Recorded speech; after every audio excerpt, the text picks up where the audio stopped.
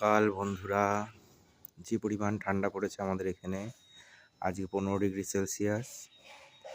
তাতে গলা থেকে আওয়াজ বেরোচ্ছে না। সবাই মায়ের দর্শন করো। মা রাজ রাজেশ্বরী কাপাসিয়া কালী সকলের মঙ্গল করুক, সকলকে ভালো রাখুক, সকলকে সুস্থ রাখুক। বন্ধুদের উদ্দেশ্যে একটা কথা বলি, সন্তানের প্রতি কোনো রকম প্রত্যাশা রাখবে না কেউই। সন্তানের জন্ম দিয়েছ, তার প্রতি যতটুকু কর্তব্য করার, তাকে লেখাপড়া শেখানো, বড় করা, ভালোভাবে সুস্থভাবে মানুষ করা, এটা তুমি করবে, এটা তোমার কাজ। কিন্তু তার প্রতি প্রত্যাশা একদমই রাখবে না যে সে তোমাকে দেখবে বা তোমাকে ভালোভাবে রাখবে।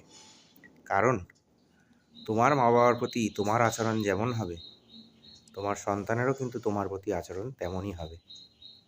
অতএব নিজের বাবা মাকে অযত্ন করে সন্তানের কাছে আশা করবে আমাকে দেখবে, সেটা কিন্তু নৈব নৈব চ একদমই হবে না। নিজেদের ভবিষ্যৎ যদি মনে করো যে ভালো হবে, ভালোভাবে থাকবো, তাহলে নিজের বাবা মাকে বর্তমানে সেবা যত্ন করো, ভালো রাখো, দেখবে তোমার সন্তানও তোমাকে ভালো রাখবে। অনেক জ্ঞান দিয়ে দিলাম, ভুল বললে ক্ষমা করো। ভালো থেকো সবাই, সুস্থ থেকো। জয় মা।